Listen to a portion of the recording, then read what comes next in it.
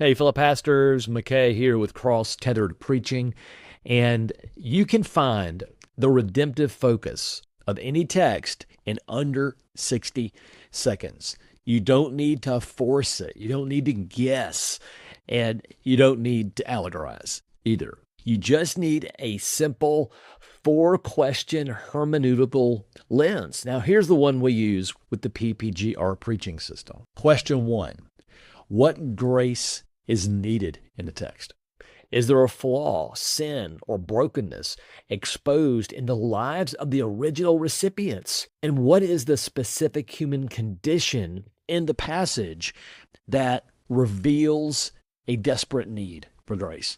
And how do we share that need with them? So the first thing is, what is the need for grace exposed in the text? Question two: what grace is provided in the text? How is grace provided?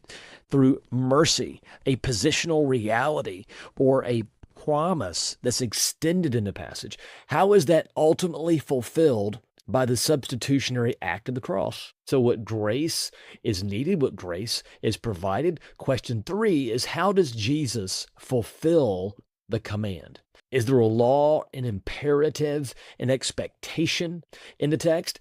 Show how Jesus fulfilled it, how he obeyed it perfectly in our place. And then how does his active obedience actually fulfill the command and become our new replacement record through justification? So what grace is needed? What grace is provided?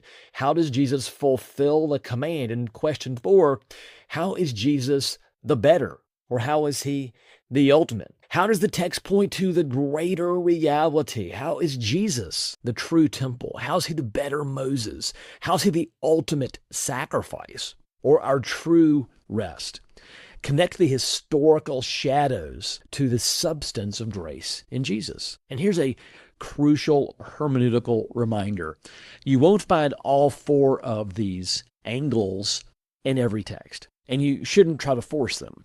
Some passages major on the need for grace. Others highlight the provision. Some lean heavily on typology, the better, the ultimate, and some are packed with imperatives where we see the fulfillment of them in Jesus. So not every text has all four, but every text has at least one. And you find that one and you pull on it, and it will organically lead you straight to the finished work of Jesus. So let's try it in under 60 seconds. Matthew 5:44, where Jesus says, love your enemies. Easy text, right?